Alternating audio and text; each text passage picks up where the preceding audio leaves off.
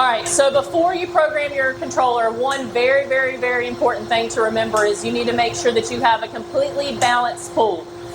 What you can use is your test kit on site, and you want to verify that number one, you have the correct pH range, your chlorine was within range, both your free chlorine and your total chlorine. You also want to take a look at your alkalinity, your calcium, phosphates are an important thing, as well as total dissolved solids. If this is a salt pool, you also want to make sure that your salt is within range. Our saline C series units, they range between 3,500 and 5,000 parts per million in order to work and you not get a low salt reading, so that's very important.